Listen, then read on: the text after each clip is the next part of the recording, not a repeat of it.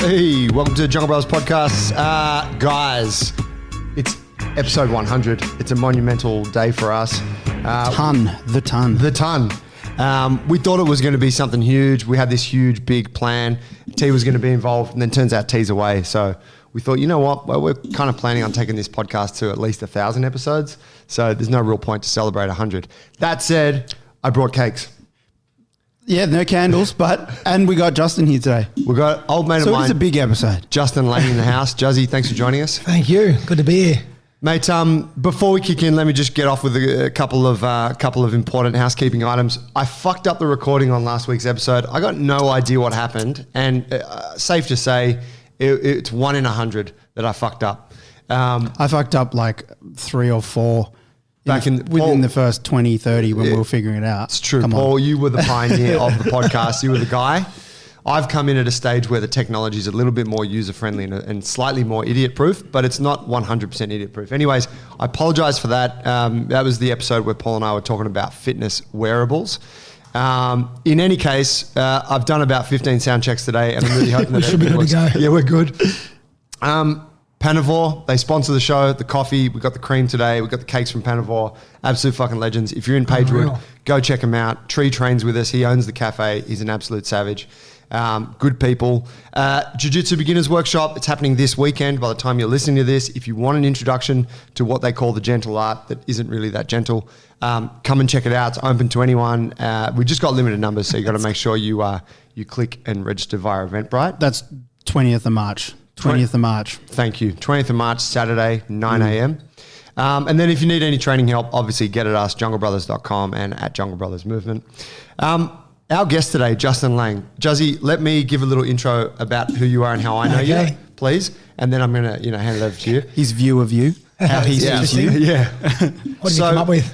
So back when I was I'm still a brown belt, but when I was a very early brown belt in jiu-jitsu, I did a stint of training at a gym in Alexandria. And one of the legends who I trained with there, a guy named Alex Prates. I still don't know. I think it's Prates. I think it's Prates. So I trained with Alex, and Alex was a coach there, and he coaches Rob Whittaker in jiu-jitsu. He knows his stuff. Alex always said to me, you have to fucking train with Justin. You and Justin have to train together. He's like, you're like mirror images. That's how you met. Yeah, mirror images of each other. And I was like, what do you mean? He's like, man, he's really strong. He's really flexible. He's got a gym. He's teaching people very similar to what you guys are doing at Jungle Brothers. And, naturally the competitive side of me was like, he's got a gym like mine. He's strong, Yeah, okay, Alex. Anyways, we did get the opportunity to roll together once, and it literally was like fucking meeting my match. There was limbs that could go anywhere. The ranges were all strong. There was control everywhere, and it was really cool. We finally got to connect, and so that was how I met Justin. And I think we had a little chat maybe about what we do and training sort of thing, but not to any great extent.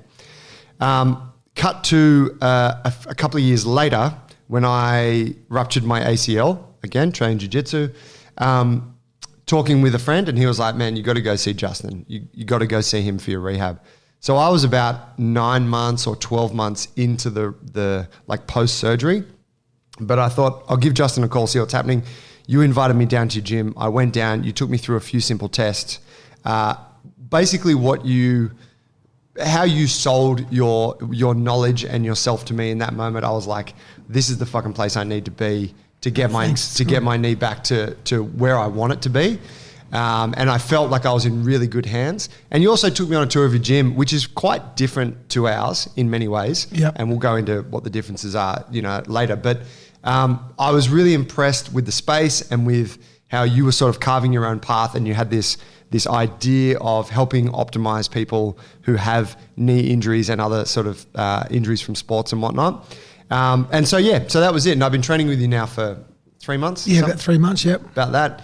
And it's been fucking awesome. And so I've wanted to get you on the show ever since. So it's a real pleasure to have you here. I'm happy to be here. Good man. Could you give us a little background on you, sort of, where your gym's at, how you came into the whole thing? I know you got an interesting story going back with your dad and with the rugby league and all that. Yeah, basically I sort of grew up in a football family. So my dad coached, we moved from Queensland to New South Wales out of Sydney. in 1994 when he started coaching the Cronulla Sharks. And I did, my first introduction to being a trainer, I was mixing the Gatorade, and he goes, you should probably get qualified for this. So I did his sports to mix first. the Gatorade. Well, because I was helping out and I was sort of running on the field and stuff. And then I did my level 1 sports trainers. I think I was 14. And I remember the lady saying at the time, I don't know if there's an age limit on this thing. I don't think there is. So I did it. I think it would have been 15 by now. But I became a level 1 sports trainer at 15. I was taping ankles, running on the field for reserve grade, giving water out. But I always say, like a kid that grew up on a farm, I grew up in a professional sporting environment. I used to go straight from Woolooware High across the road to Shark Park where they play. It's like a 5-minute walk every day after school, and then spend my whole, from 3:30 to 8 o'clock at night there. I'd come home with Dad. No way. Yeah, so that was my sort of introduction into, that. Then I became a PT. I didn't really enjoy personal training for weight loss. It just wasn't my thing. So I went to uni, did sports science. So I went more down the S&C path initially, and then decided I didn't want to, still wasn't right for me. And I decided I sort of want to do my own thing. So I left training sports teams in the early 2000s and just trained people out of my garage. And we got too busy for that. Neighbour complaints, council came over and said, you can't keep doing this. So then I moved into about 150 square metre space. And we were doing mainly gym work, and I started doing a bit more rehab there, and it's just sort of flowed on. We outgrew that, and we moved to a space similar to yours in Caringbah. And then, now we've sort of, I'm an exercise physiologist, so, working with using exercise to fix things or improve health and wellness. I mainly specialise in musculoskeletal rehab, but I've got a team of staff as well, that physio, another EP, sports scientist, and another personal trainer as well, who run what we do from the gym. So that's where it's at. Does sports science, is that any kind of precursor or prerequisite for exercise physiology, or they're just two separate degrees? Nah, well, it's the same degree. It's a bit, to be honest, it's a bit complicated. So you do an undergrad degree in sports exercise science, whatever the course name is, but you can be a sports scientist, you can be an exercise physiologist, and you can be an exercise scientist. There's the confusion. Holy shit. Yeah, so an exercise scientist is basically you haven't done the additional training it's more like a university qualified sort of personal trainer essentially. That might offend a few people, I'm not sure, but that's you're working with healthy populations. An exercise physiologist, you've got this training to use exercise for chronic conditions and musculoskeletal rehab. And there's a massive crossover going between physio and EP now. And then a sports scientist, you actually have to meet criteria to showing that you can know how to test things. And you'd normally work more in a professional setting if you're a sports scientist, but I actually hold that qualification as well as an exercise physiologist. So it just sort of means that you do testing for sport rather than injury rehab. But we actually use a lot of that testing for our rehab. I think we put you on the load cells and that type of thing when you came in. So we're using that sports science equipment to monitor injuries and that type of thing. Yep. So that was one of the things that I think I was really impressed by, and something that I saw great value in was when I came in, the tests that you do, and I'm guessing that the tests obviously change based on the individual and what their situation is, but they're very it's a very scientific approach. It's very accurate. You're measuring things. There's no kind of guesswork. I guess there's always a bit of guesswork, but you're reducing that as much as you can. Yep. And so you're trying to get this thing down to where you've got really clear data, and then that's the data that you're operating off to kind of determine when someone is rehabbed or when they're good to go back to sport. Well, I think what it is, there's an art to science and a science in art. I think that they say, and I think we do try to be objective in terms of getting measures of leg strength and symmetry from side to side. So if you're operating at a deficit, say under 90% limb symmetry, and you're doing say jits, or particularly doing high speed cutting sports field sports in Australia, footy, soccer, whatever, hockey, you're at an increased risk of an injury, particularly if you've had an injury, and then there's the deficit. So just to clarify that for folks who are hearing this and trying to keep up, you're saying that when essentially one leg is stronger than the other, to a degree that's less than, or there's more than a 10% difference. Yeah, for sure. That would probably be because like if no one had so if you took 10 jits guys from your gym and they weren't injured and you tested their limb symmetry, they're highly likely to have be asymmetrical. Like they're probably not going to be if we do like a leg extension test, so you sit in a chair and push into these load cells that measure force, like the old seated leg extension. Yeah. And which measures quad strength, it's highly likely that plenty of them one leg will be under 90%, like probably their like non-dominant leg. But so, I mean, most people who don't even have an injury are walking around asymmetrical. But after an injury, what we know is that if you have a knee reco or a meniscus operation, probably more of a knee reco, that limb symmetry can get down to like 30%, like even 20%. When you get out of surgery, like you haven't really moved your knee much for like 6 weeks in that first 6 week period, it gets very weak. And people can go back to sport at like, try at 50% limb symmetry. And the research, like there's a study that was done that looked at meeting these 4 criteria. And basically it was this: if you meet these 4 criteria on strength, balance, jumping and landing, you get symmetry, so greater than 90%, your risk of a second ACL injury goes from 40% down to 10%. So a 30% reduction in risk by meeting these targets. But you said about the taking the guesswork out. A lot of people, a lot of it's going around at the moment, like knees over toes squatting. And we do that for certain people in our gym. But I've had a few people that have sort of, tried to do that and it hasn't worked for them. And it's because that might be, say, exercise is medicine, but you can overdose on medicine. So that exercise is like a bit of medication. It doses the knee with load, but if it's not the right time or if it's not for the right condition, it can potentially make it worse. And on the flip side, you can underdose. So if you sit there doing, you've got a 1 kilo ankle weight on your ankle and you're doing leg extensions and it's still 6 months post-surgery, well, that's underdosing and you will never get back to 90% limb symmetry. So the art to it is how far, so we've got the science and we can check it.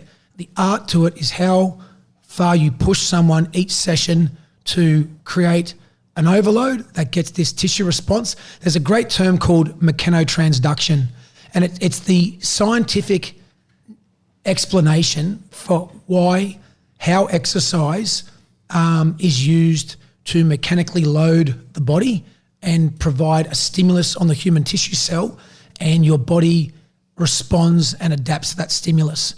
I mean, if there's anyone that's like right into their rehab, like that's such a cool thing to look up is mechanotransduction. So they call exercise therapy mechanotherapy. So like mechanical therapy, exercise being mechanical, because there's mechanical load going through it. So again, if someone was treating your knee still with manual therapy, therapy being they're putting their hands touching, on you, poking, prodding, pricking, feeling, whatever. Osteotype stuff. Yeah, yep. There's definitely, we do that. Our physio does that. But there's a time and a place for it, and some probably traditionally in Australia and a lot of other places, just rehab, that goes for too long. And it's like, my knee feels great, but this condition's lying dormant in the body, and then all of a sudden you'd go to try to, go back to jits, and you haven't built the capacity to do what you do. So rehab is just all about what do you want to be able to do in sport or your life, and then in your training.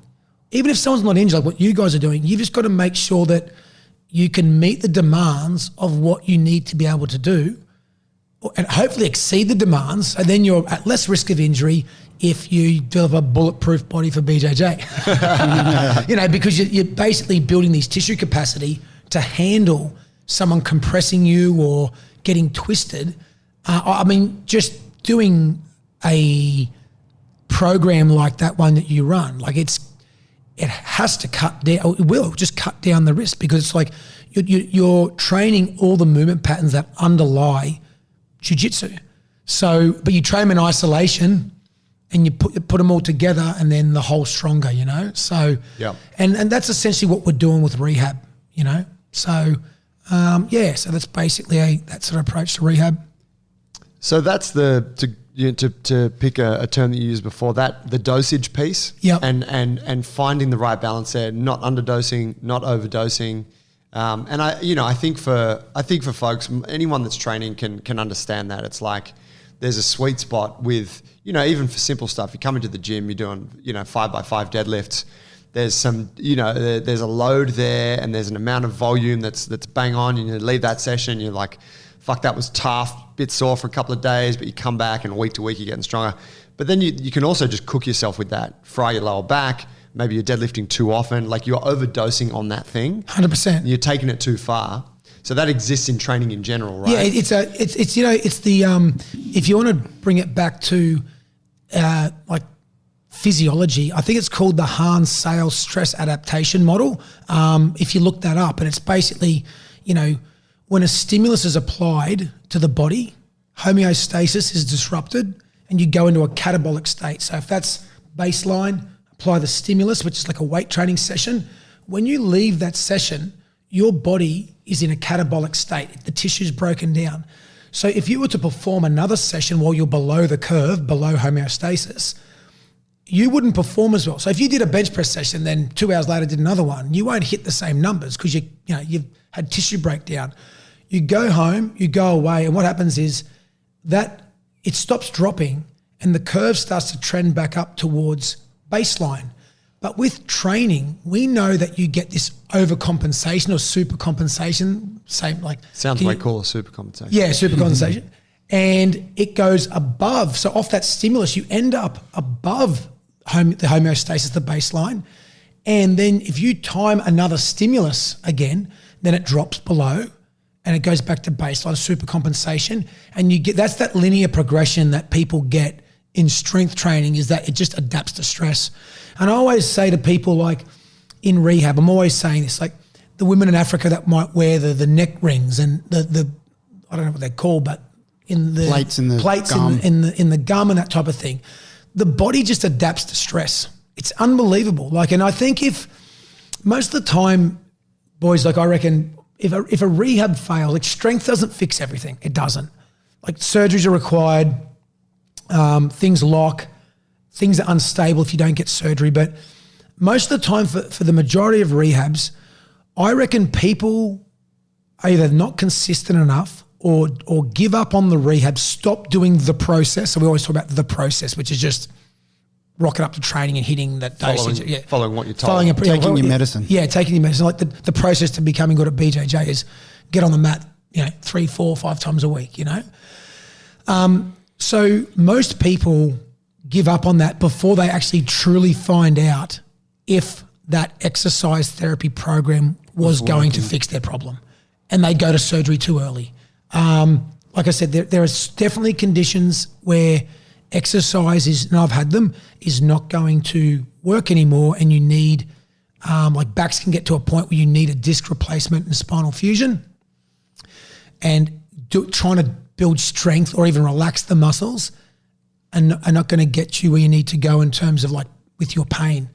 So, but I'll say this, like I just think that stress adaptation model, for most injuries, if you drive that up and you stay consistent, the body just heals itself, through natural history. The body is very good at healing itself. You've got to facilitate that healing. With that supercompensation model, is it possible that one part of the gene pool could basically hack it? And I'm talking about Fijians here because I know Paul and his brother used to go do heavy squats and then they'd go jump out on the fucking rugby field and smash everyone hours later.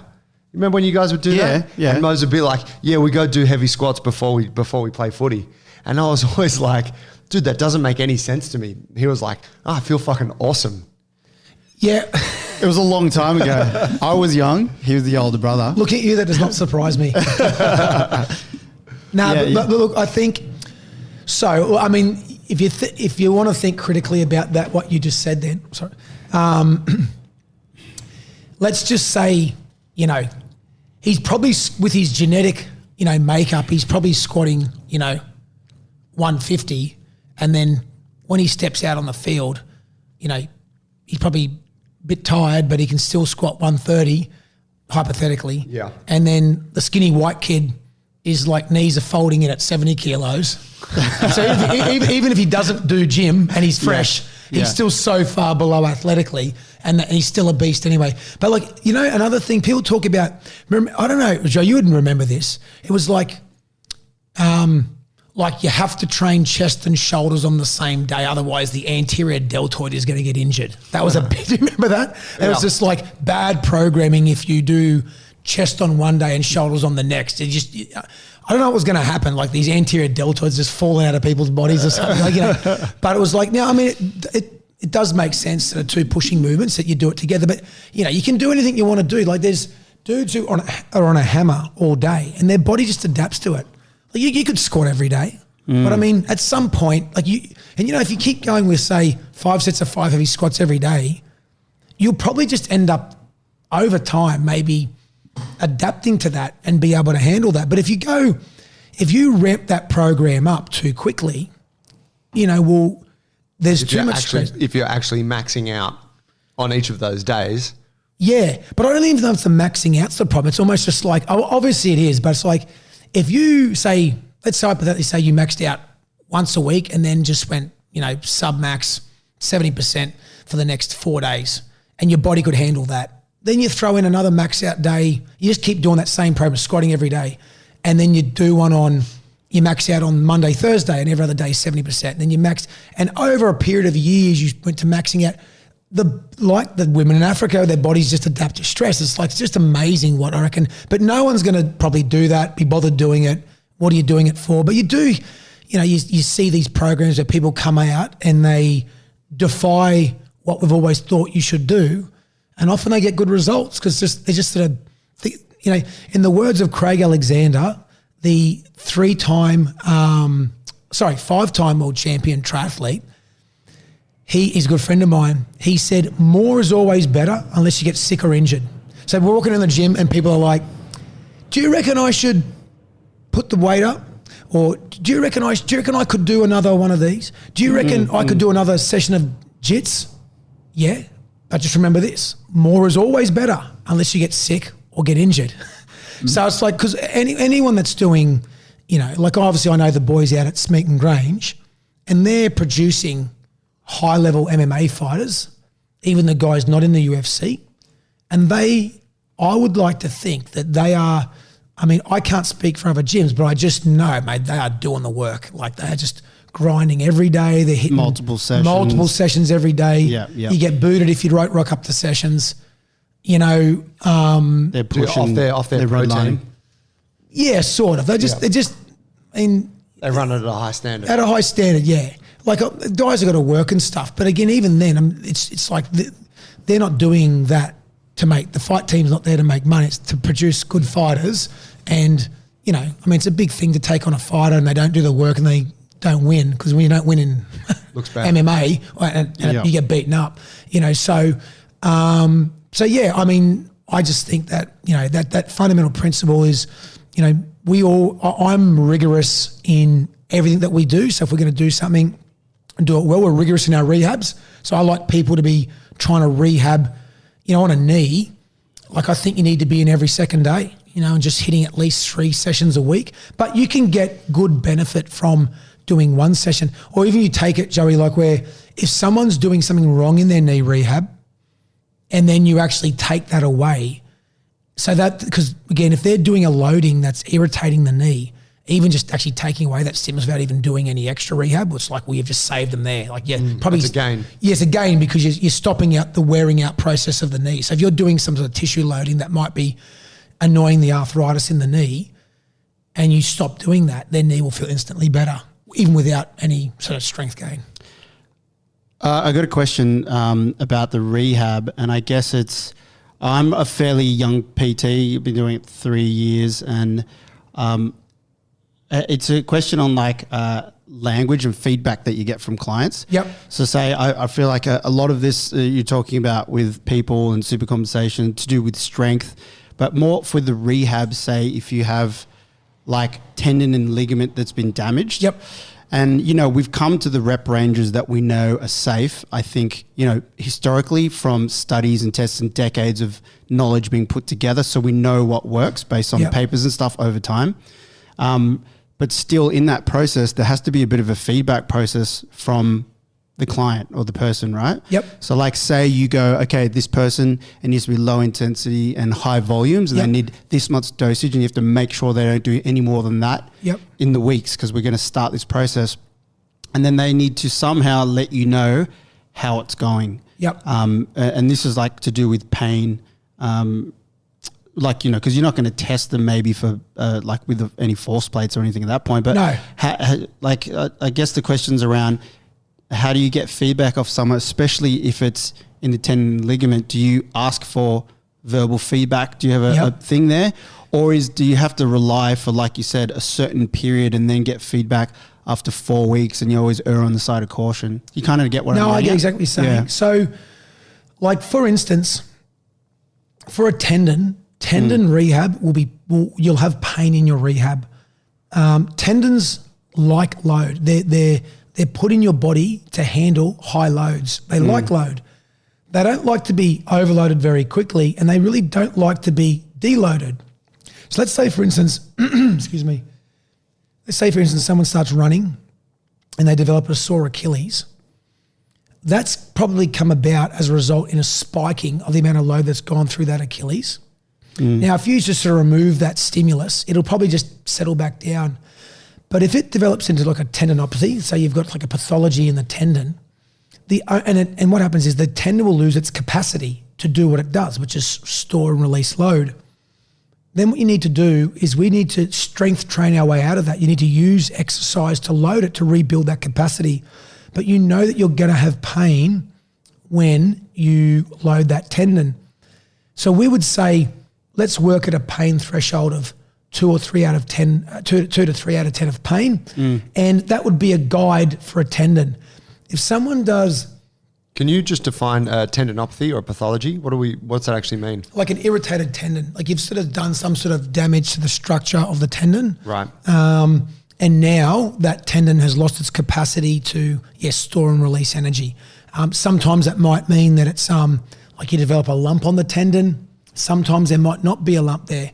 There might just sort of be some inflammation on the surrounding tissues around the tendon. So it's not all exclusive. There's different issues you can get with tendons, but essentially another big one is that you'll get players are playing all year, like soccer players, they're running, then they just, the pro guys, then they have a month off and go to Ibiza and party, and they're used to like running, 30 Ks a week, 40 Ks a week, playing 2 games a week and training, and then all of a sudden it goes to 0.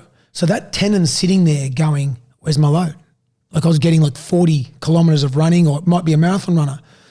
And then all of a sudden you just go cut to 0. So this could actually be explained through Tim Gabbett's research in acute to chronic workload ratios. Like for people that are doing sport, like you need to get it. For BJJ, I mean, not so much, but you could still apply like your acute workload is the amount of load that you do in 1 week, and the chronic workload is the average workload that you've done over, the previous 4 weeks. So let's just say if you're used to running, you go for 4 2.5K runs, that's 10 Ks a week. And you do that 4 weeks in a row, your average is 40 Ks over 4 weeks. So your average workload is 10 kilometers. If you then the next day or the next week, you run 20 kilometers that week, so you go for 4 5K runs, that would be an acute to chronic workload ratio of 2 to 1. And what the research shows, there's a sweet spot for reducing load and increasing load. And it's in this sort of like 0.85. So anything below 1 would be a reduction in load. Anything above 1 is more, you've done more that week compared to the average of the previous 4 weeks. So there's this sweet spot of like 0.85 to 1.3.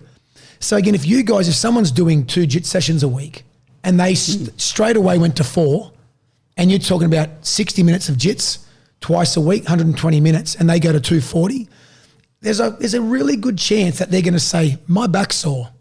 Their body's just not used to that. On top of that, for JITs, you can twang your bloody, your knee or whatever, and then you've got an injury. But just on like training load and wondering why your back is stiff, if you've doubled your workload, so you can reduce the risk of that happening. So sporting teams now using like sports scientists, they're measuring this and they're respecting those increases, and they're tracking every play. They're looking at how many exposures to like high speed running. So if you jack your high speed running exposure up too quickly, hamstring strains. If you reduce the work in the gym and don't build the tolerance in the off season, then you've reduced. So we know, right, that through that acute to chronic workload ratio is that the way you don't get injured is you've got to develop a body that can do chronically high workload. So more load every week is better as long as you've built up to it safely. So having more load every week is better. Yeah, so having a body that's actually capable of doing a lot of work, it's like builds this thicker links on the chain. It builds this resilience to load, right? Yeah. So like if your body's capable, but the thing is, if you try to get to that point too quickly, you'd spike your load. If you spike your load, so if your baseline is 10 Ks, or if you multiply that by 1.2, or you might increase it to 12 kilometers next week, not go to 20. Yeah. So there's actually some science behind that can guide you on that. Just back to your question though, in terms of the ligament, let's just say and dudes always doing grade 2 ligament injuries to their knees in jiu-jitsu, right? On that, if there's laxity, depending on if there's a degree of laxity, that's when they'll sometimes brace a knee, and they brace it in a range that doesn't stress the ligament. So we might do loading in a range of 30 degrees knee flexion to 90. That's the range that the brace is set in. So I'll show you guys, you're working kind of like you're riding a bike. Yeah, you're working in that sort of middle range. But if you went to lock out your knee, that stresses the ligament if you're talking about the medial ligament, and if you bend it back too far, it stresses it. So we might, on that one, I would want them loading, and they've got some mild discomfort because, just cleaning their teeth. I always say in rehab, people are like, how do you know if it's pain's too much? I said, well, if your knee's sore at a 1 out of 10 cleaning your teeth, let's not be too concerned if it's a 1 out of 10 doing a leg press on a reformer because you just got a sore knee, right? Yeah. But so on a ligament though, you wouldn't push it like a tendon because you want that ligament to scar up. It's like it's a structure that supports the knee, and you want it to scar up and heal tight. So if you're sitting there so if someone did a grade 2 and there's laxity in that ligament and your knee is a bit loose, they do a test for that. The physio will do a test for that. Yep. And you start banging away at either end of range or pushing through a bit of pain, it can heal lax. So now you've got this sort of bit of a lax ligament there that's not as tight. So you wouldn't want to be on a ligament. I'd be like, let's try to load it without putting too much. If you respect those ranges for the ligament, you won't increase. You can actually put some load through the knee to stop the quads atrophying, and you won't compromise the healing of that ligament. But like a muscle's not as resilient as a tendon. So if you strain your hemi or your pec, again, you want some pain. So I say if they don't on a muscle and tendon, if they don't feel pain, you're not in the ballpark. You're underdosing. You're not, because you need this to apply stress. You need to apply stress to get the adaptation. So how's this, right? Can you just, before that, can you just, for folks who are listening and less knowledgeable in the field, what's the difference between a tendon and a ligament? So like I said, your Achilles tendon on the back of your foot, that's there. When you jump and land, it's provides this spring. It's for energy storage and release.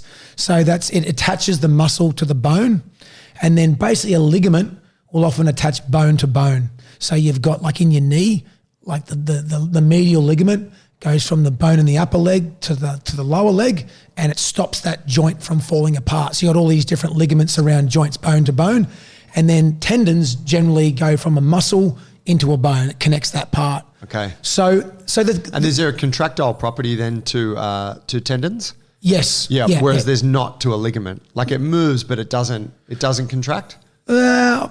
I mean, we're getting into the reeds. Yeah, there. I think get to the red zone here. You ask me questions I don't know. Yeah. No, but I mean, essentially, a ligament is designed for support, not for energy storage and release. Okay. And there'd be a degree of pliability to the ligament. So have I spoken to you about those twist squats and inside squats? Yeah. Where you collapse your knees inside. Yeah, we do a lot of those. Yeah. So at different times. So the guy, the guy from Summers, the gymnastics bodies coach. Yeah, Christopher Summer. Yeah. So he's big on doing. He does those. Yeah.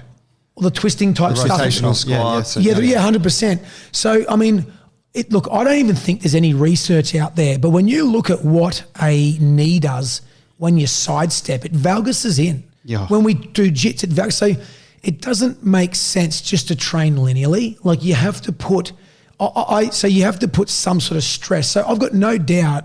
I mean, the ACL, so we know that ligaments adapt to load because the ACL ligament gets thicker in a competitive season, and in the off season gets thinner. So that it's got some sort of, it adapts to load as well. Responds. But it's when you said to me, how does it operate? It's not like for storage and release of energy. It's like for support of a joint.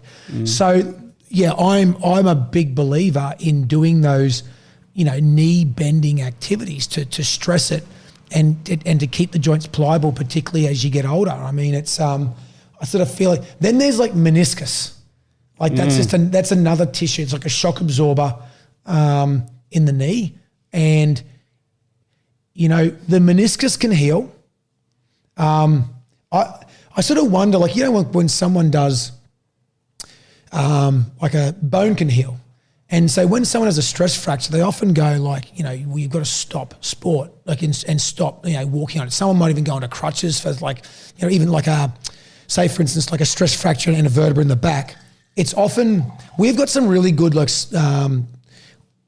Andrew McDonald, Dr. Paul Annette, sports physicians that like I refer to because they've got an understanding of what we do. And say someone's got a stress fracture in the vertebra in their back, rest for 6 weeks minimum is generally the thing that you do, right? To let this bone heal up 6 weeks, so sort of like for bone healing.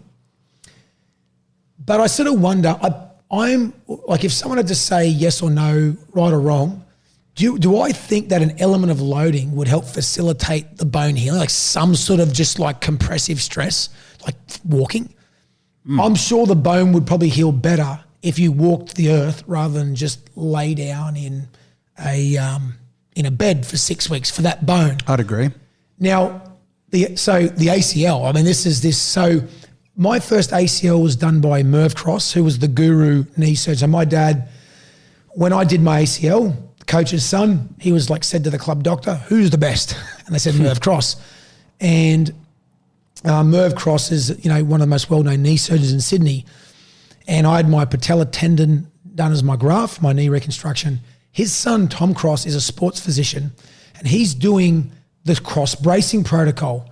And what it is, for certain types of ruptures of the ACL ligament, this mid-substance rupture of the ligament, which just basically ruptures straight through the middle, if they get the knee locked in a brace for 4 to 6 weeks, it's 4 weeks. The protocol is this: you lock the knee in a brace for 4 weeks, and at 90 degrees, those two ends of the torn ligament at their closest point, they've looked at that and studied that on MRI, that their anatomical closest point, they are getting almost, I'm pretty sure everyone who's done mid-substance, there's been about 30 guys who have mid-substance ruptures done this protocol. I'm pretty sure all 30 have healed. They call it a full anatomical heal, where the ACL reattaches itself back together again. Now, that's one where they used to put the knee on a scooter, those sort of scooter things, and you'd sort of walk around. I had one of those. Yeah. So I said I met with Tom, because so right now. I saw Tom once for my shoulder. He works at the SFS. Yes, he does. Adrian Betts was good friends with him, wasn't he? Yeah. So he's a good guy, man. He's a cool knows dude. His shit. Yeah, and very personable, like just a guy you can have a conversation with. If you're a patient, you'd be well looked after under him. But he said to me, I said, "Oh, you put them on the scooter," and he said, "No, we don't do that anymore. We want crutches, because we found that on the scooter, there's still like movement on the knee on the probably padding of the scooter. So they just want the knee locked in a brace." So he talks about like locked at 90 degrees. Locked at 90 for 4 weeks. Be a pain in the ass. That's awkward. Yeah, I've actually got one of my a footballer who spoke to me about rehabbing his knee.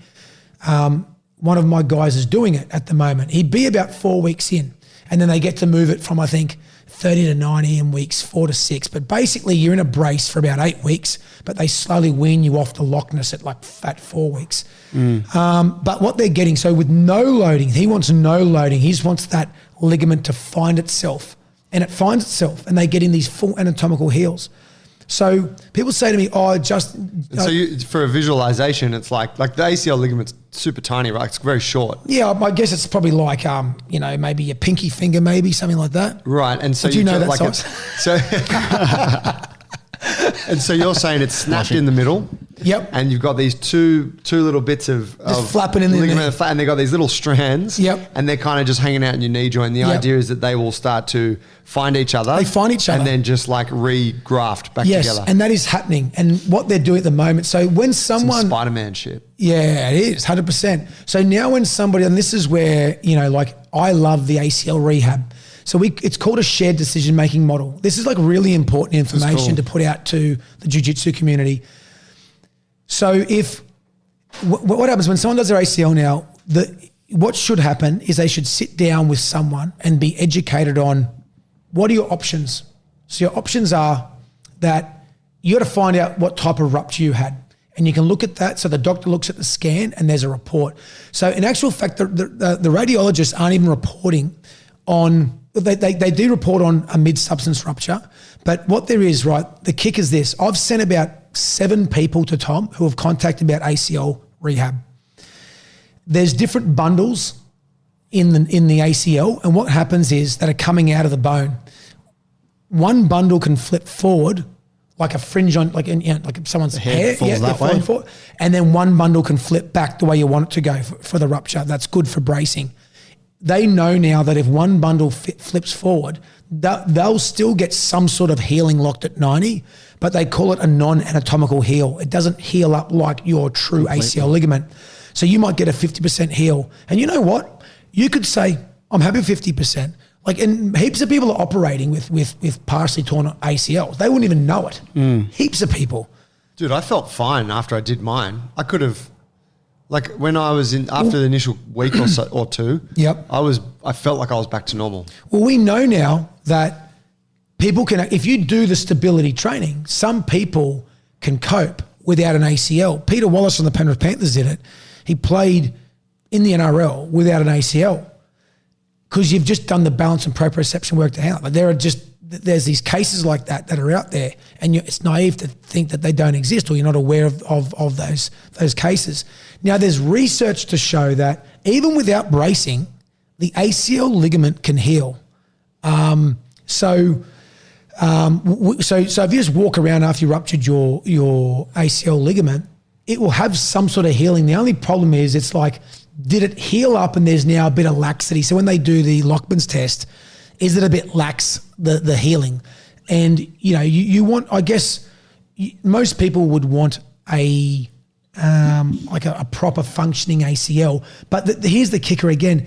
There's actually a lot of research to show that, if you go non-operative and you don't even do the bracing protocol, that people are going back to sport with good rehab. You've got to do a rigorous rehab, like lots of hopping, landing, balance, proprioception, strength work, for a minimum of 3 months, and more likely to return to sport at about 5 or 6 months if you didn't go with surgery.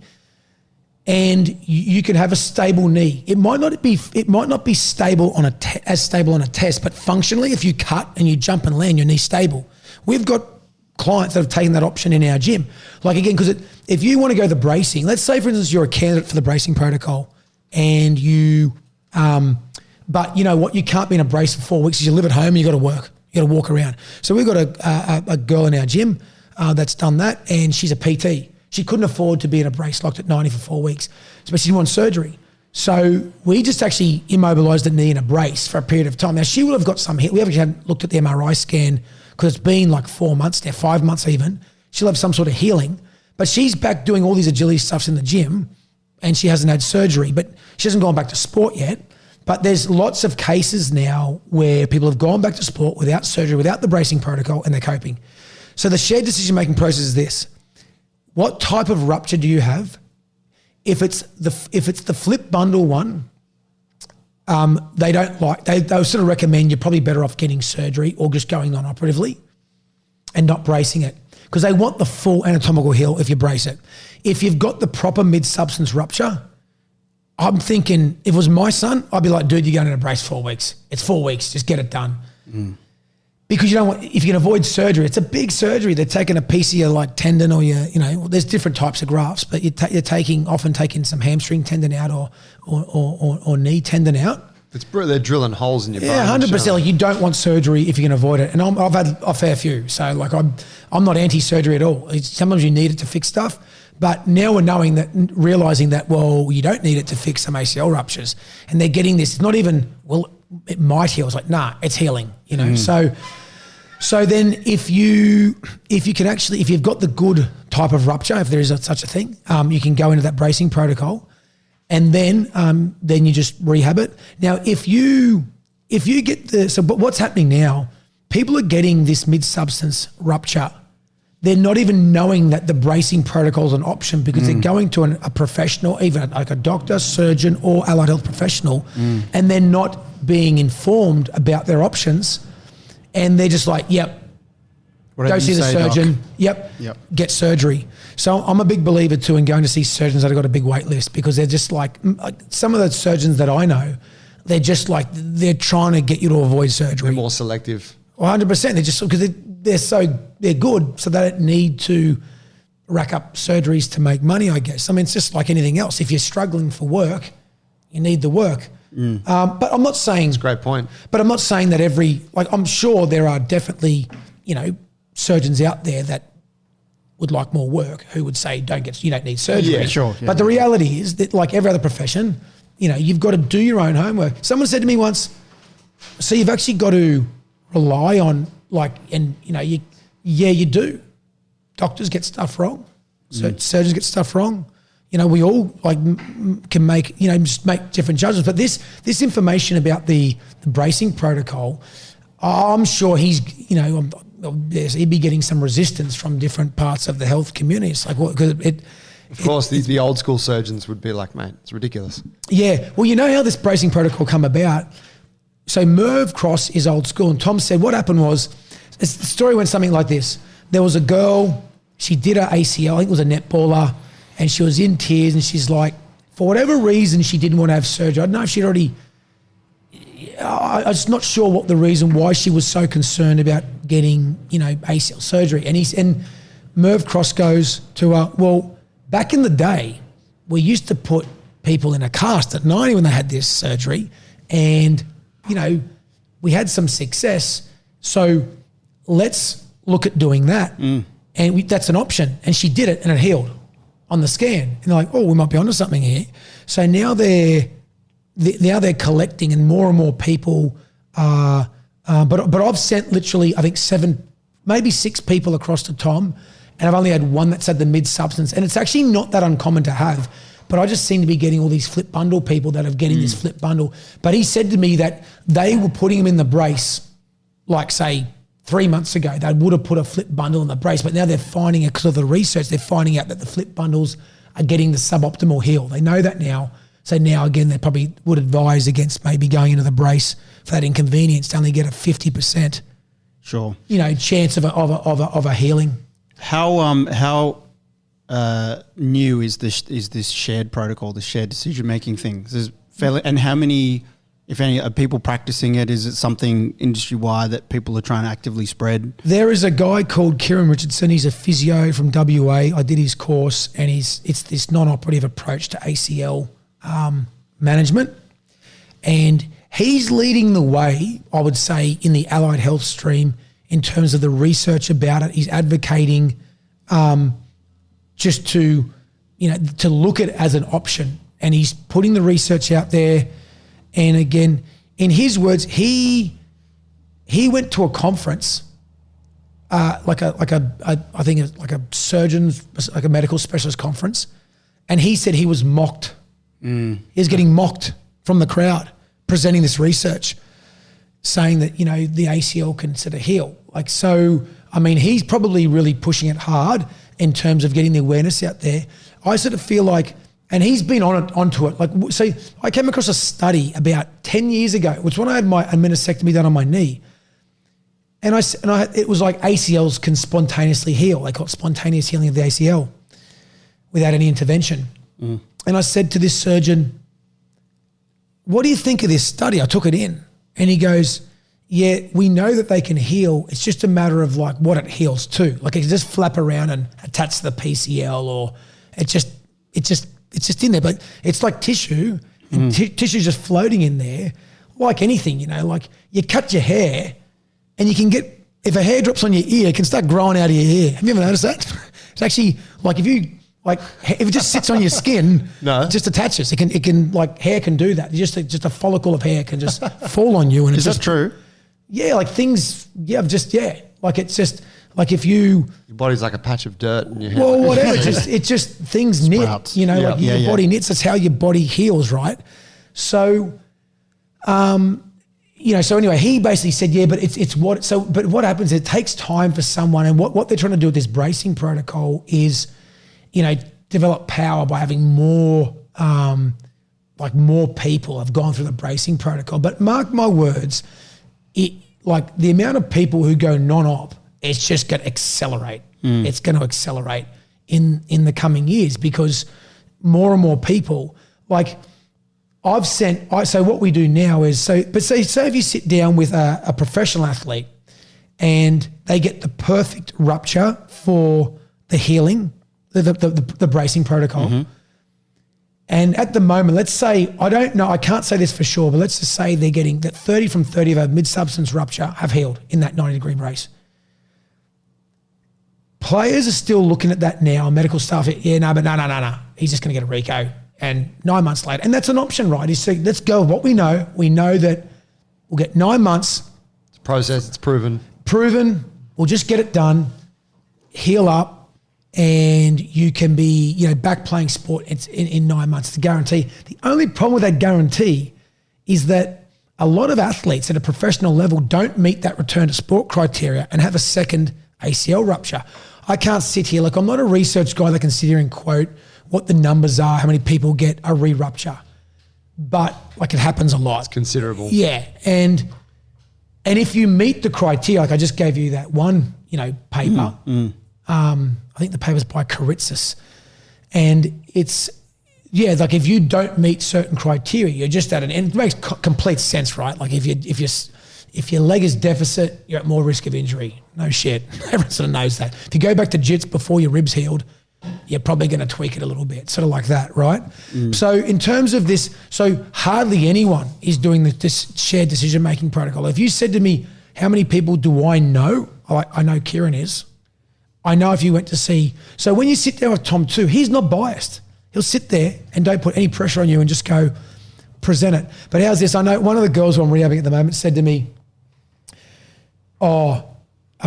some trainer said to her, you're going to go to Justin Lang? He's anti-surgery. Fucking no, I'm not. Anti-surgery. I've had 6.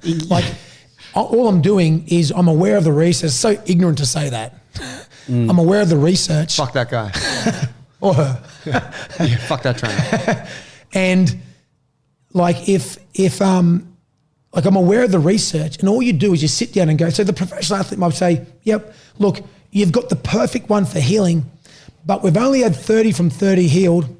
Well, that's saying something in itself. But you know what? Still get surgery. And take in all the information and make the best decision for you.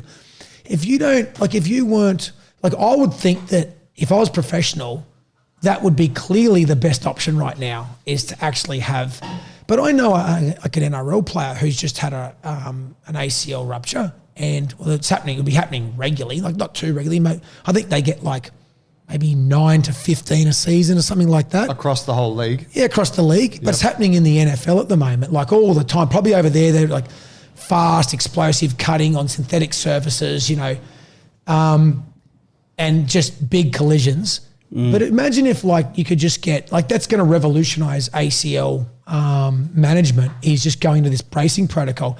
Because if they've got 30 from 30, it's highly likely that they're onto something. And that I don't think he's had one. I honestly think I don't think he's had one yet that had the perfect rupture to put in the brace that actually hasn't healed up full anatomical. So if I was a professional athlete right now, I'd say I'd be pushing for the brace. But I know that the clubs will override and are doing that and say, no. Just get the surgery. What's the healing time difference in the ideal situation for both? Well, they reckon they're getting this full healing. They can get a full healing in 4 to 6 weeks in the brace. But then you have to rehabilitate the knee. And I think they're getting back that they've got, I'm pretty sure. So there's a case study through Kieran of I think of a Premier League soccer player. And again, I don't know what it is. It could be anywhere from like after 4, 6, 9 or 12 weeks or something that just went back to Premier League soccer after a full ACL rupture. Wow. Because what would have happened, it would have healed somewhat with rest. And then he just rehabilitated that knee. And if we know that people, there's case studies out there where people are operating without an ACL in their knee, that, well, if it's partially healed then, well, obviously they can operate as well. If you don't have one and you can operate. So what it is, see, you know, when you do your ACL, there's this position, particularly in non-contact ACLs. So when your knee just gives way without anybody touching you, so that's called a non-contact. If someone touches you when you sidestep, that would be an indirect contact. So someone's contacted you, but not your knee. But then a direct contact's like someone just fucking fell on your knee, you know. So, so if you go, if you do a non-contact ACL injury, which is the main type of ACL injury that happening to a lot of female athletes for different reasons, different, you know, body types, you know, hormone levels, Q angles at knees, stuff like strength, balance, proprioception, jumping, landing, ability. Like the better you've got in all those, probably the less risk you are of an ACL injury. You know, if you do non-contact ACL injury, so where were we? Lost. So we're talking about. Can I pick your brain just to divert there? Just on the misconceptions around surgery, because you've like. A very strong case here that you're putting forward for, you know, in the right situation, not getting surgery. Why is it that surgery would want to be avoided? And I mean, I know, right? But from your, you know, for a lot of people listening, like, yeah, but I got something that's broken. I go and get the surgery. They put it back together. What are the cons? Yeah, of getting surgery? Well, yeah, I mean, because for me, right, I didn't consider that it was going to take me. I mean, like, so like, you know, things like, I think, you know, there's a 1 in a million chance that the anaesthetist will, like, you know, that there's something goes wrong there and you don't wake up. I don't even know if that is it, but I've got to get surgery on my lateral meniscus that is locking my knee when I get in a certain position, and I just ran through the risks of surgery. And one of the risks was that where it's placed, it's near these two nerves that there's concern with, and if the surgeon makes a mistake, he just said there's dire consequences. I don't think it's death, but it's just like maybe you lose function of your limb. Yeah. Wow. And it's like, I think he said it's like 1 in 1,000. So like, small. It's a risk, but I mean, it's like, I'm like, yeah, book me in. Yeah. I'll just run with it. So there's just those risks, but then there's just like the cost of surgery, the cost of rehabbing from the surgery. What are most people looking at to go through a proper rehab from to have an ACL reconstruction and then follow through with the proper rehab and the time spent in the gym and all that off the back of it? Well, I think what would what would an ACL cost these days? I don't even know. $3.5 to $5 grand by the time you pay for everything. I think so. And if you get private health insurance, they might give you $1,500 back for the anaesthetist as well. Well, let's say included in all that, that's about $5 grand, say. And then, I mean, most people, we do it a little bit differently because we just do rehab differently, where we put people into group training after a certain period of time and they no longer need physio treatment. So I sort of feel we don't rebook with the physio, because that's, you know, our actually business model is not that. We can sort of just sit there and do what's best for the patient. So if it might be, let's say you're seeing a physio twice a week for 6 weeks, $90 a hit. And then, but most people are seeing, with the traditional model in Australia, most people are seeing a physio for twice a week for 6 months. So there's $180 a week. Let's say you get back 40% of that on private health, but that'll run out. You know, like it's do the figures there. Yeah, 100%. Like so maybe 10 G's. I would thought that, like, yeah, I reckon $5 grand. Like if you, because a rehab goes for like 9 months minimum to return to sport, or it's recommended that you do 12 months of rehab. But sometimes again but you need to be working with someone who's trained for that at least 6 to 9, or if you want to get back to a field sport, for 9 to 12 months. And most people are either either they're getting their gym program from their physio or, so most people should be going to see the physio initially. They should be transferring to an exercise professional that knows how to use exercise for rehab, like an exercise physiologist.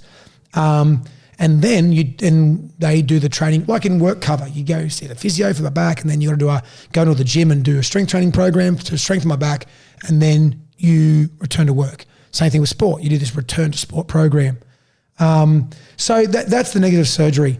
But Joe, I wanted to mention, before we're talking about how this bracing protocol came about. They sort of saying this would have been like how people coped back in the day without an ACL. This came from Tom Cross, this caveman theory that you were hunting down a wild beast, and the wild beast got the better of you. You tore your ACL, and you limped back into the cage, and you lay on your side for 4 weeks, and your body just healed itself. It's like this caveman sort of theory about how people operated on, and how things healed itself back in the day, So I sort of feel like most things in life heal themselves. Like that's the natural history of an injury. Given the space and the time. And then with just like carrying on, keep walking. Yes. Don't lie down and die. Yeah, and that's healing. And it's not like you can just lie there for 4 weeks. You got to get up, got to go to the toilet, you got to try and procure some food. We're still lightly active. Yeah, lightly active. But I think their point with the caveman, I don't know how specific it would have been, but with the whole don't move your knee for 4 weeks is like there would have been instances where people, again, back in the day, got to, maybe that was when there were caves. I don't know if there was a time when there weren't caves, but you had to just keep walking. But essentially most injuries go better if you keep moving it. That's like exercise and rehab. So I was going to say to you, with these muscle tissue injuries, this is a cracking study that was done. They took a bunch of people with significant muscle strain in either the calf or quad or hamstring. And what they did, they took half the group and half started rehab 3 days post-injury and half started 10 days post-injury, started doing exercise-based loading, rehabilitation. It's a 7-day gap. One 3 days post, one 10 days post. The group that started 3 days post got back to sport 3 weeks earlier than the group that started 10 days post. So that means a 7-day delay in loading up the tissue resulted in a 3-week delay in returning to sport. I think it was on grade 2 muscle strains in the quad, hamstring or calf, but it was a 7-day delay. So either starting 3 days post or 10 days post resulted in a 3-week delay. So it took 3 weeks longer to return to sport if you delayed that rehab by 7 days. So now when we have injury, like a muscle strain or a tendon, we are doing isometrics the night of the injury. They've got a muscle strain, doing isometric loading. So we're not moving the joint, but we're even starting to push the envelope there. And even with a ligament damage, as long as you respect the healing and don't so you can do loading of a knee that's had ligament damage without moving it, isometric loading. So you're not compromising the tissue. But if you can start that early, but if you just wait 2 weeks and you sit around and don't move it, you're just getting all this atrophy of the quad, and that you go into space and you don't load bear through. You see how quickly your quad just diminishes. Yeah. Then you just get this loss of balance, proprioception, dynamic capacity of the knee, strength. These are all capacities of human tissue, and you lose it. And then I think once you lose it, then it takes longer to regain later on. So by an early intervention with certain types of injuries, not every injury, but certain types of injuries, you're just getting back to sport much earlier, So, I mean, that just having a shared decision-making approach on anything, what are your options on we've been talking about the ACL, but, you just got to be talking to someone that's up to date with the information, Well, that's the real challenge with the whole thing is who you know and who you have exposure to at that moment where you've got the injury and you're seeking advice, right? We have this conversation with people all the time, and I'm sure you would have encountered this in the past, but you'll have someone, a friend of yours or someone in our gym, whatever, who hurts their shoulder and they go see a GP. And then the GP is like, oh, you got a shoulder issue. go see this shoulder specialist. And they go see specialists and they're like, yeah, we Put in the system, mate. man, Yeah, we've got to put in do the a fucking surgery on your shoulder, you know? And they're like, yeah. And they're like, okay, like that's the process. Whereas if they went to see, let's say a physio, and even then there's a range. They could see a shit physio who just puts them on the same process, or they could see someone that's got a similar perspective to you, that is aware of all of the options and all of the current data. And they could say, well, look, man, there's a couple of different paths you could take. Let's talk about what that might be. Maybe some strength training, maybe a little 100%. bit of manual therapy. So the outcome for that individual is completely different. 100%. And I think it's like sliding doors moment, hey? Yeah. Like which way you go. Yeah. Yeah. So, I mean, so there's a book called Surgery, the Ultimate Placebo. It's written by an orthopedic specialist, Mike Harris, I think, surname Harris. And yeah, it talks about what, like the surgeries that were done in the past. So this is another really important point for people, is that like when you age, you get wrinkles on your face, on the outside of your body, things droop, you know, muscles sag, whatever, skin, you know, you get wrinkles on the face. On the inside of the body, that wears out too with living. So let's say, for instance, right, someone gets back pain and they go, oh, my back pain. And then classically, you know, might get back pain doing jits and then they stop. So I stop doing, I got back pain. It's like, then I won't do jits for a while. They stop moving, they become protective of that back. It's like, yeah, you might need to stop for like depending on what you've done. If it's just aches and pains, like 1 or 2 sessions, but they should just be like talking to you guys going, well, what can we do just to start moving again? And again, if you keep moving, it will likely resolve itself. But if someone goes, I've got back pain, they stop moving, it probably gets worse because of the lack of movement, or it can get worse because of the lack of movement. You start guarding.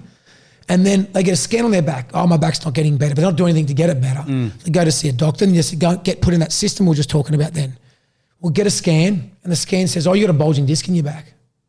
And it's like, well, we know that a large percentage of people over the age of like 20, and it gets progressively higher, have disc bulges and don't have any pain on their back. So on scanning, they've got disc bulges and zero pain. So if you have some sort of, you know, disc bulge or something that's finding on an MRI scan when you have pain, that may or may not be attributed to the what's going on the inside of your body.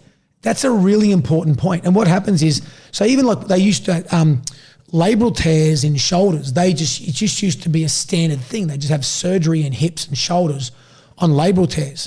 It was just routine. And this is one of the surgeries that this doctor talks about in this book, is that, but now, like unless if it's extensive damage to the labrum, obviously there'll be a point where you need to have surgery to get stability back in that shoulder, but on a small tear. But again, so the big issue though is when someone says, I've got pain in my shoulder, and they scan the shoulder and there's a labral tear, is the pain because of the labral tear, or is the pain because you're just weak as piss? Or you might have a bit of bursitis or even tendonitis. So tendonitis, like inflammation of the tendon. Tendinopathy is like the pathology of the tendon. It's like, so is it because there's a tiny bit of sliding around of the, you know, the humeral head inside the glenoid of the shoulder? Or is it just because you don't do any strength work? And so unless it's like extensive damage, the majority of time, if you do the correct loading, you don't require surgery to fix your pain. Just put them under. Instability is different. Just put them under. Don't do the surgery. Have them come to, and then give them a rehab program. Well, they trick them into it. So they talk about there's a great. Have they done that? That's a bit of an unethical approach. That would be an awesome. Just nick them. An awesome stitch it up. study. No, I'm pretty sure they've done that. I'm pretty sure that is so placebo, right? So the surgery, the ultimate placebo, is that. So why would someone think that they got better after surgery? So they've got an injury, and they go for surgery. Why would someone, you know, let's say the surgery didn't work, it wasn't required, but they got better. It's like, well, they've just paid $5,000. You want to fucking hope it got better? Yeah, that's right. So there's the power to believe. Totally. And you've got, and in talking about that system, you have people who are there to perpetuate, like their job perpetuates the success of that system. Yeah. So I could, like, after I had my knee surgery, right? I'm in a fuckload of pain and, you know, swollen and all that. And I go see the surgeon for the follow-up. And the first thing he does is he does the same test he did on my knee when I went in prior. And from what I could tell, the response is my knee didn't fucking budge. It was solid as without an ACL, and it was with. But the first time he's like, oh, mate, there's a lot of movement there. And then he goes in and checks it again post-surgery, and he's like, oh, mate, that's a solid ACL. That's rock solid. That's going nowhere.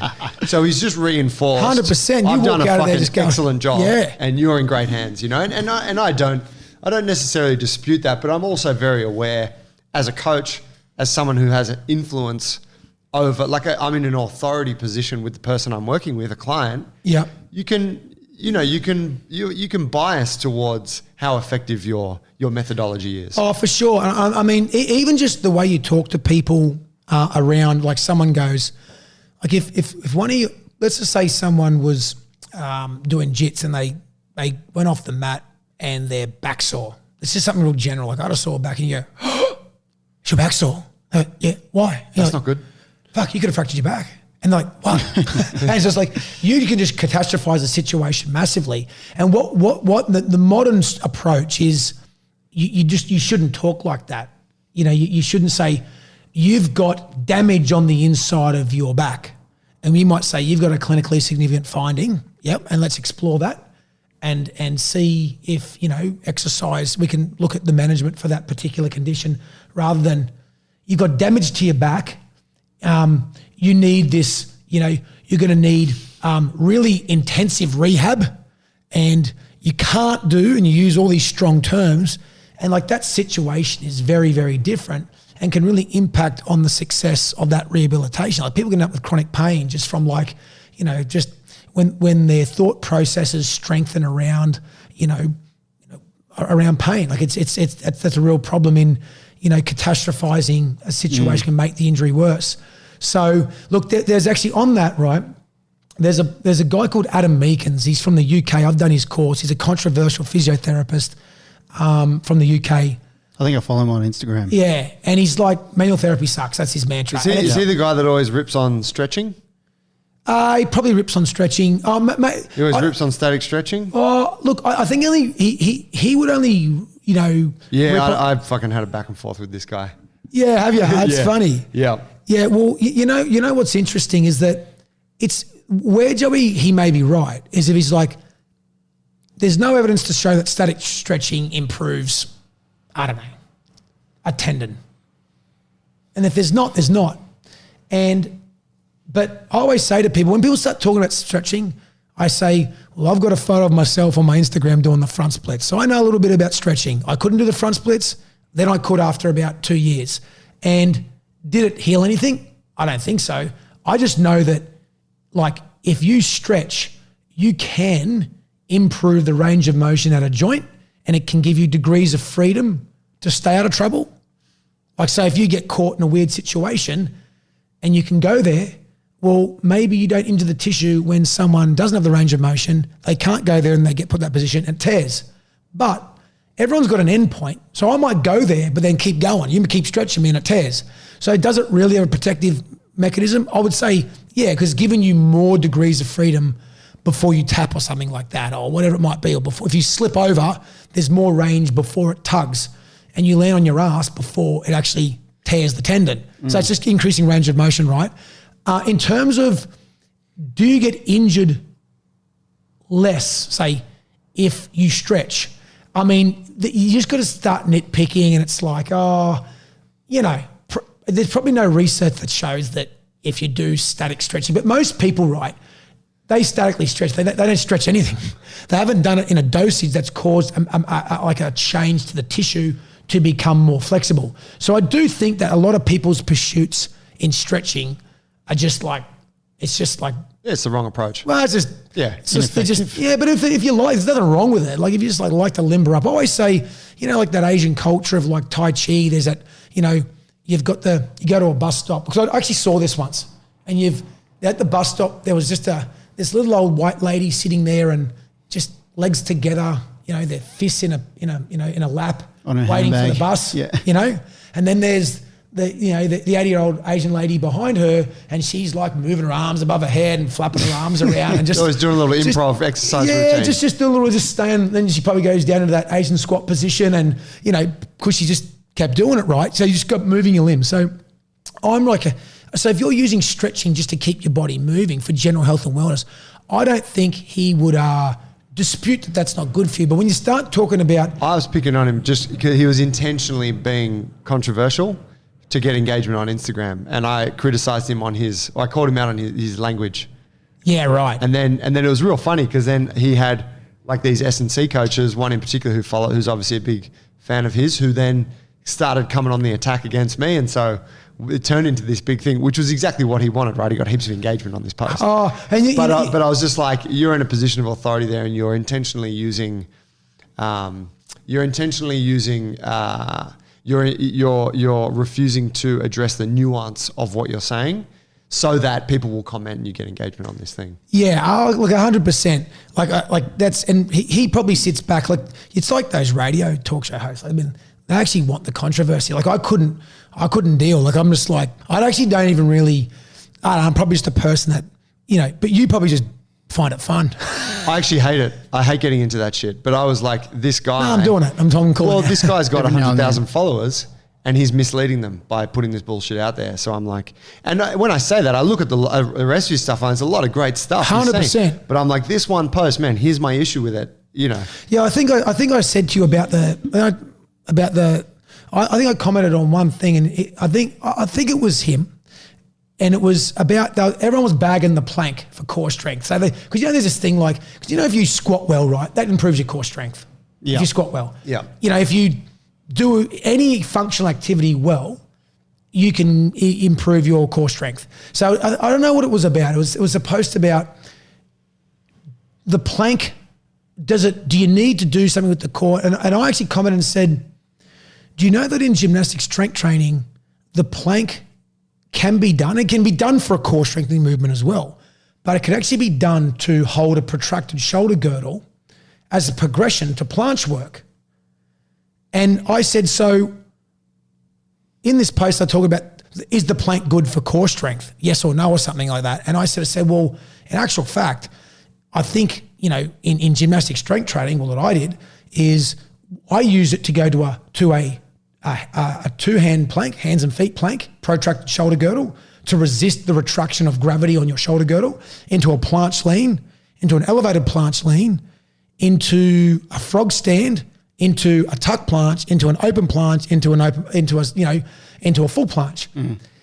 And I sort of said that just like, we're using like an expert there talking about, let's not dog on the plank, because the plank's actually a good thing if you're progressing to planche work. Yeah. So right. I said, like, that's the only time I've piped up, and I just think the conversation just actually fizzled out. It just went quiet because I think I was, what I was saying was right. You're too high level for him. Well, no, it was. I said like, yeah, but will I get abs? Yeah, but will I get abs?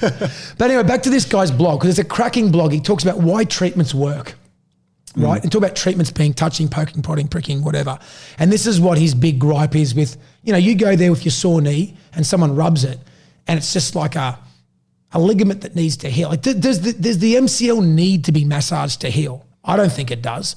Is anything wrong with doing it? Probably not. Is it worth the $90? Depends on how much money you got.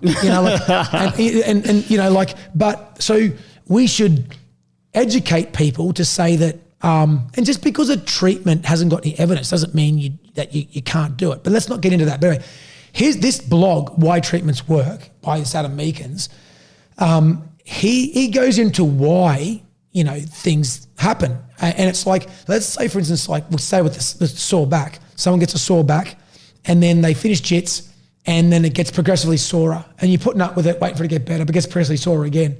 And then all of a sudden, like, fuck this, I need to go get treatment, massage, physio, osteo, whoever, go see someone good. There's heaps of good people out there. And then 2 days later, that back, man, my back feels good. That guy fucking knows he's really good. It could even be with exercise. I might go and give an exercise treatment. Mm. And like on that, just after someone's at their vulnerable point, so conditions are cyclical. So pain can peak and then it can start to come down. And if you time your magical treatment, exercise, cracking, manipulation, massage, for that natural downturn of the condition, you can look like a genius. But what happens if you were just 2 days away from that happening anyway? If you just kept moving? So that's one of the reasons it's called like this, like, the cyclical conditions. There's also natural history. So that's another one would be,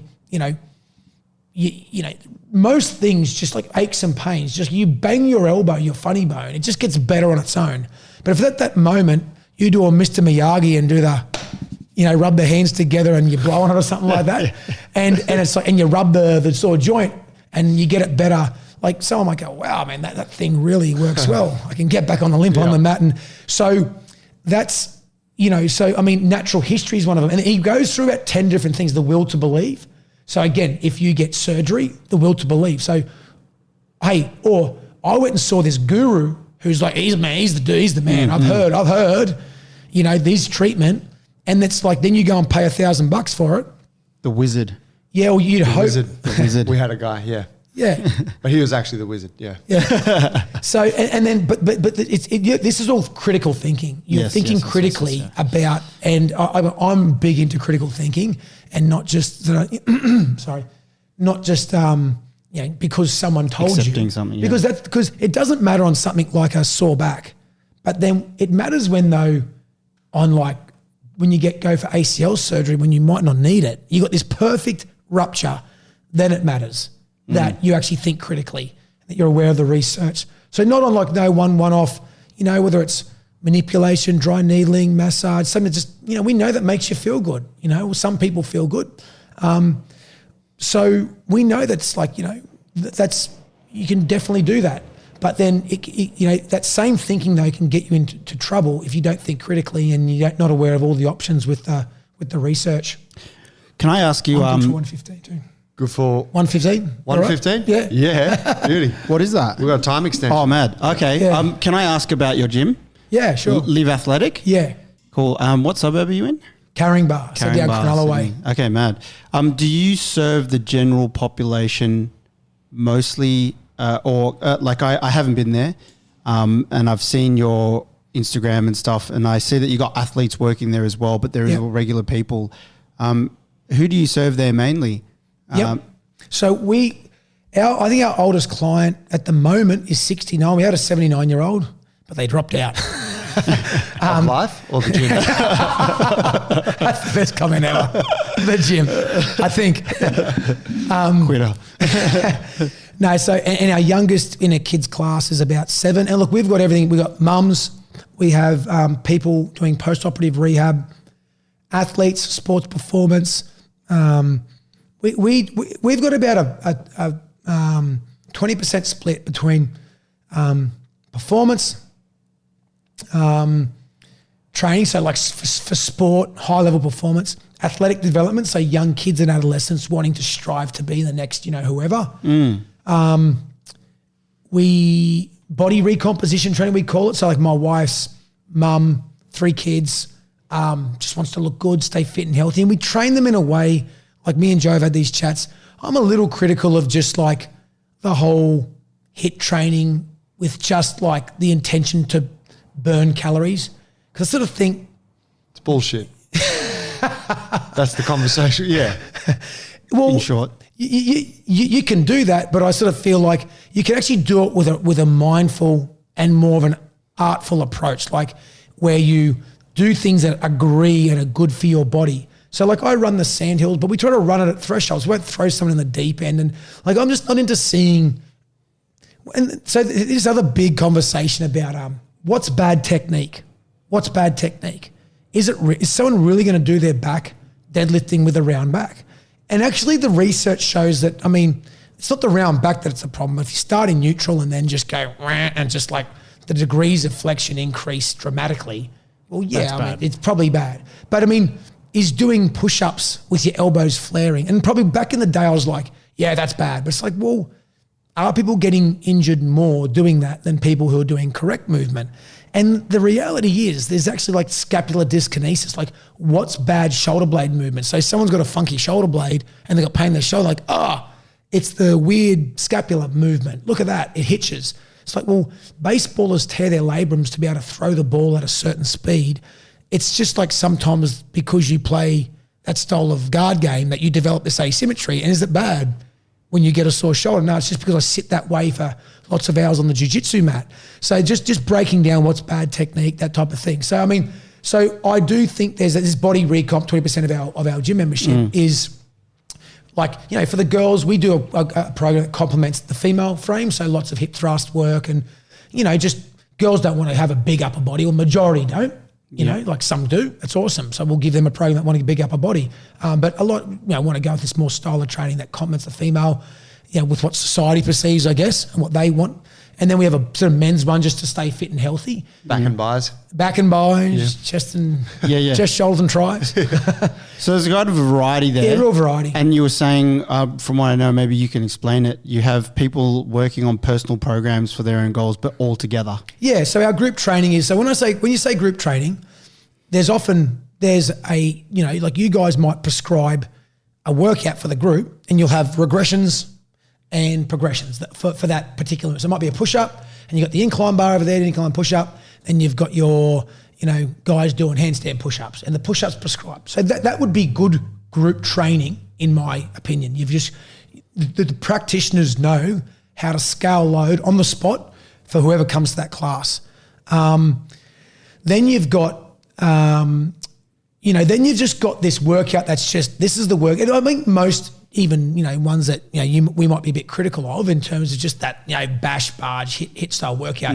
Most of those places have probably got some sort of regression as well. I mean, they're not silly, but it's sort of, but once you sort of put the timer on and you're trying to just, and the music up and there's not a lot of thought going into it, that's sort of where you start doing things that just don't agree, like with the body, multiple burpees, and your hips can't go to that range, or you're not strong enough. You're just cranking on your lower back. I'm just like, I'm not really I'm not really a big fan of that. I just, you know, I sort of think it can be done, you know, and there might be trainers that are in those style of workouts that can really do well at, but I think the programming's sometimes a little off, and it's hard to actually, even if you're a good trainer, facilitate that. I mean, we speak about this a lot, and I think that on paper, that style of training and that approach to exercise is fine if the human that's doing it has really good body awareness, coordination, and like a good general level of strength.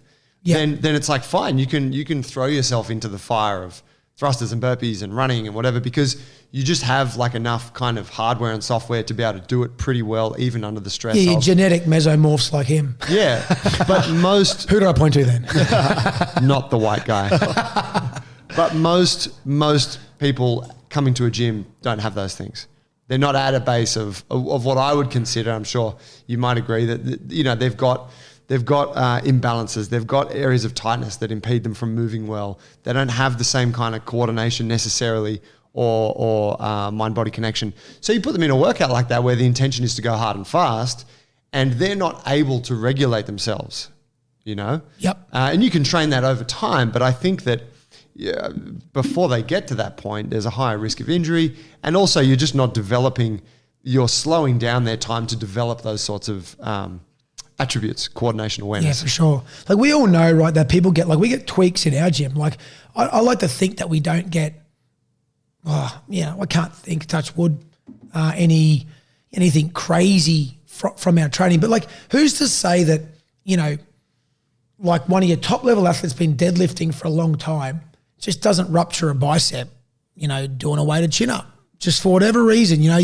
so we actually had a guy, here's one for you. We had a guy who was back, he strained his pec benching, and I said to him, okay, let's just go through this. So I like to do this if someone gets like a niggle in our gym, and I say, did you hit your build-up sets? Like, did you, and he goes, yeah, I went, you know, bar, 60, 80, 87 and a half for 2, 2 by 5 at 92 and a half. And on the third rep of the first set, I can't remember if that was what it was, but something like that. He just done the first 2 reps fine. Then he felt this niggle in his pec, and he racked it back up. So, okay, all right. So you went through your normal process of doing build-up sets before you hit your work sets. So what did you lift last time? And he went, I think it was like 90.5. He'd been on, using fractionals. And what was before that? 89. And what was before that? So there wasn't this spike, and we didn't just go from 70. Let's try 92 and a half today. So he just didn't try to do something that he was unaccustomed to. It was the same time of the morning that he trained. And it's one of those ones where it's like, yeah, whatever, I don't know. Like, it's not a big deal. Nothing much happened. We did some floor press and just reloaded over about, 5 days. I think he's back, probably 7 to 10 days later, back benching again. Wouldn't even be a grade 1. It'd just be just a minor sort of pec strain. But at the time you feel it, you're like, oh, it doesn't feel good. But it just heals up so quickly, right? Because the body's so good at healing. So I like to sort of say, if we know if you do everything correct, and you've got regressions and you've got warm-ups and stuff and you be progressive, people can still get into trouble. So if you don't do that, it's like, of course people are going to get injured in gyms a lot more if you don't take care. You don't take precaution, So the way I see it is you get injured whether you do train or you don't. Yeah, 100%. The nature of the injuries changes. Yep. And a way that it was put to me once that I really liked was that if you are in a consistent training process, you are going to get small injuries and occasionally, like you're doing something like contact sport, obviously the risk is a lot higher. Yep. But you are going to get small injuries, but the hope is that they save you from the big injuries down the track. Yeah, 100%. Like in the pursuit of trying to minimize, we know that these ACL prevention programs can reduce the risk of an ACL injury by up to 70% in females. So in your process of doing hopping and landing and building strength in your quads, that you might hop and land and roll your ankle, or you might hop and land and strain your calf muscle for whatever reason. Of course, it's like, well, you're doing it to prevent an ACL injury. That is such a good point you just made then about that. That's exactly why you're doing it. I do think there are, the concept of Live Athletic for me, you've got an unbelievable culture here. I was so excited to come down to this gym, and I saw the post about doing the chin up and consuming a grape on the descent or at the top of the if you get ascent. chest to bar, you get the grape. You get rewarded with the grape. Yeah. Like the kings. Does someone deliver you the grape? No, anyway. But the concept of Live Athletic was, to live athletically. So if you get chased by a dog down the street, can you run down the street without, twinging your hamstring, rupturing your Achilles, jump over the fence and survive? It just makes sense to be athletic in life, just to be able to do the things that you want to be able to do. You're not limited by a lack of strength to go on a holiday and walk for 6 hours a day, right? Live athletic. And in the pursuit of doing that, I studied through my 20s and early 30s Pilates. I didn't study yoga. I had an EP that was a yoga instructor, but I studied stretching and I practiced stretching. I looked at gymnastic strength training. So I looked and said, who are the strongest on earth powerlifters? Who can move weight the fastest, weightlifters? Who can, who are the best pound for pound movers, gymnasts? Who can run the fastest, jump the highest, track athletes? And I studied, and then who's probably got the most, artistic style of movement, you might say, sort of dancers, ballet dancers, Pilates, yoga. And I studied, I went on pursuit of studying those different forms and worked with different coaches. And I took enough, and I actually probably did it more for sport. So in my style of training an athlete is we do barbell strength training. We actually don't do a lot of Olympic lifting because I think it's just a skill in itself. And I'd rather invest time into plyos, like jumping plyos, because most sports, you don't move a bar fast except if you're a weightlifter. So we lay this base and just get strong foundationally through barbell strength training, gymnastic strength training so that you can twist, turn, tumble, fall, and, be strong in all those positions that underpin sport. We do the base of athletics, so we sprint, we do hops and lands and different types of athletic drills because that underpins field sports. Your movement art forms like martial arts, I think the limitation of gymnastic strength training is that just the leg strength. There's only so many pistols you can do, or even weighted pistols. Sometimes you just want to get a bar on your back, get a good squat, and you're systemically strong. Preach. Yeah, so, you guys, are probably, like I said, are doing a lot of the movement style gyms and practitioners are prescribing with that. But, I'll probably transition more into sport and rehabilitation. And, I grew up when we moved to Sydney, a guy called Paul Graham, an bodybuilder, he was Arnold Schwarzenegger's best man at his wedding. He owned a gym at the Sharks in the Leagues Club. And my dad was the new coach, so obviously they got to know each other. And my brother trained there and did some gym work at the Sharks. And then he moved his gym from the Leagues Club to this gym in Miranda. And when I left school, I was fortunate to train with him and a guy called Harry Eden, who was Paul's friend, another old school guy. And we just did old school bodybuilding. Like I was never exposed to anything to do with, drugs or anything like that. It was just, we just trained freaking hard, mate. Like it was just like dumbbell work, supersets. He supersetted me because he thought he'd get me fit for football, which is some element of truth. But we just like lifted heavy, lots of isolation work, and it was probably the biggest I ever got doing that. I think I used to eat a loaf of bread a day. Pardon? I couldn't gain weight. He's not eating enough. I literally ate a loaf of bread a day. And sliced white bread? Sliced white, mate, with margarine. Tip-top. Nice, yeah. The tip-top diet. And it worked because it obviously gave me, carbohydrates are fat sparing and protein sparing. So, I gained muscle. I was a bit puffy in the face. So look, I studied like all of those fundamental areas to and I've been doing it for a long time to sort of, to be, come up with Live Athletic. Yeah, very cool. Just on that, guys, too, I was going to say, so happy to chat about whatever else, but if you had any specific questions about knee injuries for like anything, those questions, I just don't want to waste any of your time talking about getting off track. Mate, I didn't. I was going to say we should wrap it up there. And yep. I would love to get you back in another time to just continue to go deeper. And I think that the piece you touched on at the back end there, like what you said about your about the purpose behind Live Athletic it echoes what Jungle Brothers, like our values are.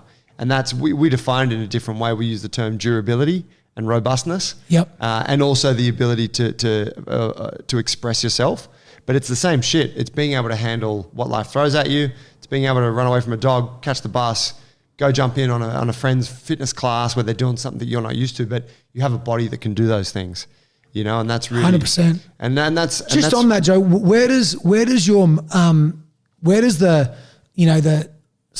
move and the lift, and like what's your philosophy on the fight with that? I'm just interested to know. Looking at it from like a what's the so I can train every lunchtime. Yeah. Well, we created our gym to be the ultimate training space for us. We said that from the beginning. That's we want a gym that we want to train at, and we were going around town doing jiu-jitsu over there, doing CrossFit over there, going down to there for the calisthenics, like traveling around piecing this shit together. But we're like, there should be somewhere where we can do all of this. So that was one part of it.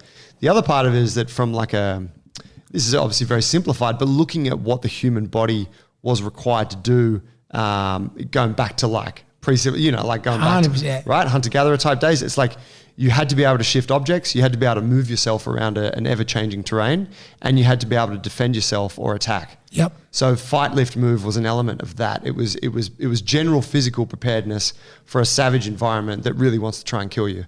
Can I just say, Joe, that on that, you know why that's so good is because jiu-jitsu changed my life. It did, like, gave me confidence doing jiu-jitsu. So you obviously, to create a space where you can do, obviously, like we've all got all friends who got jiu-jitsu gyms, and there's like, and I say there's lots of people for people that are doing, BJJ well. So it's not like anyone's stealing. I don't think, stealing clients off each other, but I reckon like to bring that in to the gym, it's cool.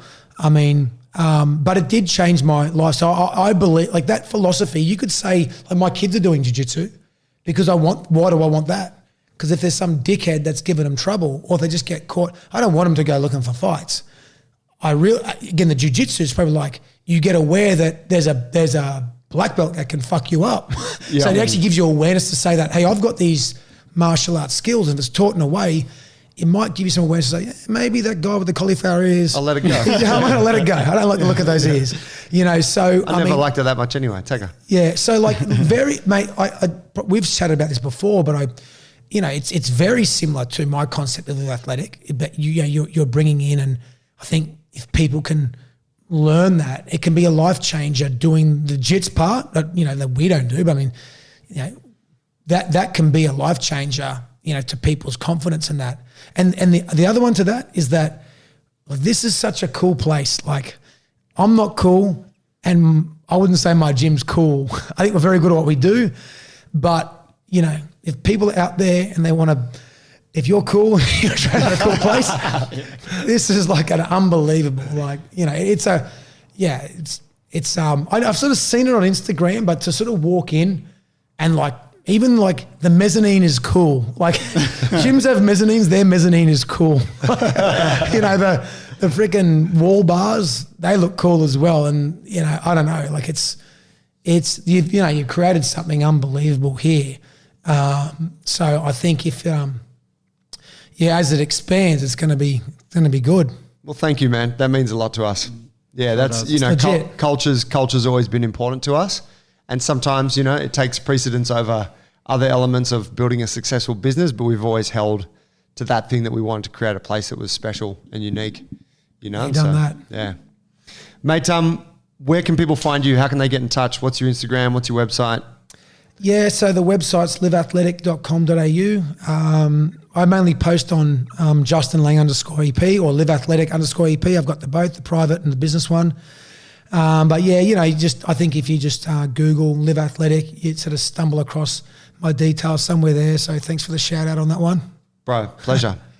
Thank you for coming on today and for giving us just a little insight into the fucking inner workings of, all of the knowledge and whatnot that you got in there. Yeah, no worries. Thanks for having me. Pleasure, bro. Thanks, cheers, boys. Brother. Thanks for listening, folks. If you enjoyed that episode, please help support the show. Take a screenshot of it, post it on your Insta, tag Justin, tag us. It just helps get the word out there. And there's people out there like Justin who are doing amazing work. And the more exposure that these people can get, and the more exposure our show can get, the more it helps us do the work that we believe is important. Thanks for listening. Thanks, Panavore, for the coffee as always. And if you need anything from us, junglebrothers.com or @junglebrothersmovement on Instagram. Thank you. We'll catch you guys next week. Peace. Thank you, boys. See you.